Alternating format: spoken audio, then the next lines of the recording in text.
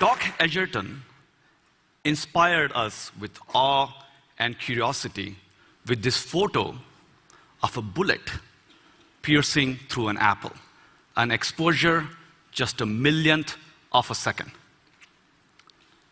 But now, 50 years later, we can go a million times faster and see the world not at a million or a billion, but 1 trillion frames per second. I present you a new type of photography, femto photography, a new imaging technique so fast that you can create slow motion videos of light in motion. And with that, we can create cameras that can look around corners beyond line of sight or see inside our body without an X-ray, and really challenge what we mean by a camera. Now, if I take a laser pointer and turn it on and off in 1 trillionth of a second, which is several femtoseconds, I'll create a packet of photons barely a millimeter wide. And that packet of photons, that bullet, will travel at the speed of light, and again, a million times faster than an ordinary bullet. Now, if you take that bullet and take this packet of photons and fire into this bottle, how will those photons shatter into this bottle? How does light look in slow motion?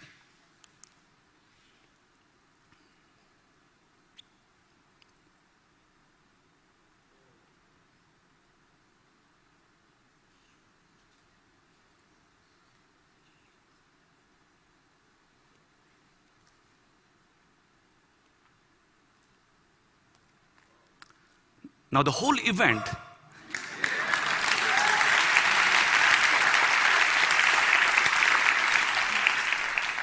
Now remember, the whole event is effectively taking place in less than a nanosecond. That's how much time it takes for light to travel. But I'm slowing down in this video by a factor of 10 billion so you can see the light in motion. But Coca-Cola did not sponsor this research. Now, there's a lot going on in this movie, so let me break this down and show you what's going on. So the pulse enters the bottle, our bullet, with a packet of photons. They start traveling through, and they start scattering inside. Some of the light leaks, goes on the table, and you start seeing these ripples of waves. Many of the photons eventually reach the cap, and then they explode in various directions. As you can see, there's a bubble of air, and it's bouncing around inside. Meanwhile, the ripples are traveling on the table. And because of the reflections at the top, you'll see at the back of the bottle, after several frames, the reflections are focused. Now, if you take an ordinary bullet and let it go the same distance and slow down the video, again by a factor of 10 billion, do you know how long you'll have to sit here to watch that movie? A day, a week, actually a whole year. It'll be a very boring movie of a slow, ordinary bullet in motion. And what about some still life photography?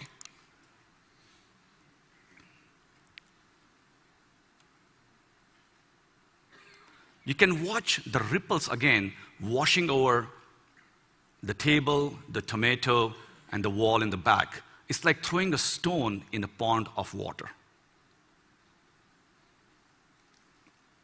By the way, this is how nature paints a photo, one femto frame at a time. But of course, our eye sees an integral composite. But if you look at this tomato one more time, you will notice as the light washes over the tomato, it continues to glow. It doesn't become dark. Why is that? Because the tomato is actually ripe, and the light is bouncing around inside the tomato, and it comes out after several trillionths of a second. So in the future, when this femto camera is in your camera phone, you might be able to go to a supermarket and check if the fruit is ripe without actually touching it. So how did my team at MIT create this camera? Now, as photographers, you know, if you take a short exposure photo, you get very little light. But we're going to go 1 billion times faster than your shortest exposure. So you're going to get hardly any light.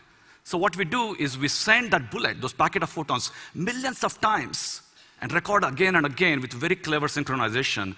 And from the gigabytes of data, we computationally weave together to create those femto videos I showed you. And we can take all that raw data and treat it in very interesting ways.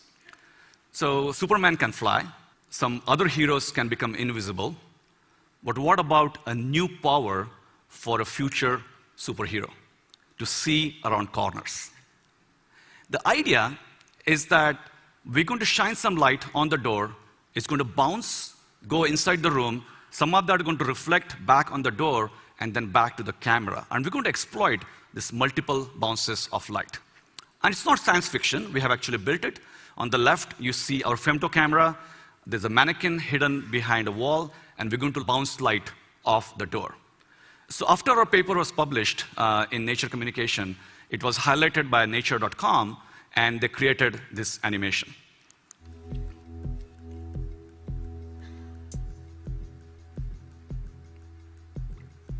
We're going to fire those bullets of light, and they're going to hit this wall. And because of the packet of the photons, they will scatter in all the directions, and some of them will reach our hidden mannequin, which in turn will again scatter that light.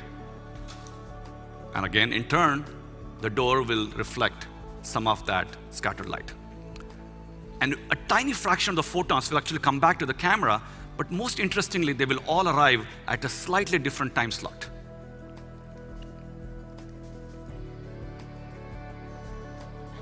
And because we have a camera that can run so fast, our femto camera, it has some unique abilities. It has very good time resolution, and it can look at the world at the speed of light.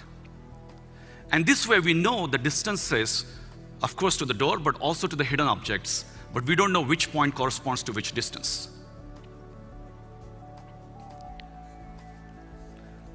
By shining one laser, we can record one raw photo, which you look on the screen doesn't really make any sense. But then we're going to take a lot of such pictures, dozens of such pictures, put them together, and try to analyze the multiple bounces of light. And from that, can we see the hidden object? Can we see it in full 3D? So this is our reconstruction.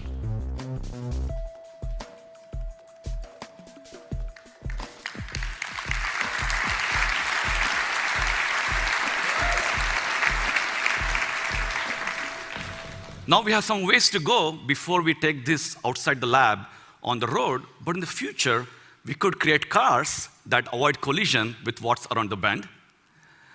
Or we can look for survivors in hazardous conditions by looking at light reflected through open windows. Or we can build endoscopes that can see deep inside the body around occluders, and also for cardioscopes. But of course, because of tissue and blood, this is quite challenging. So this is really a call for scientists to start thinking about femtophotography as really a new imaging modality to solve next generation of health imaging problems. Now, like Doc Edgerton, a scientist himself, science became art, an art of ultra-fast photography.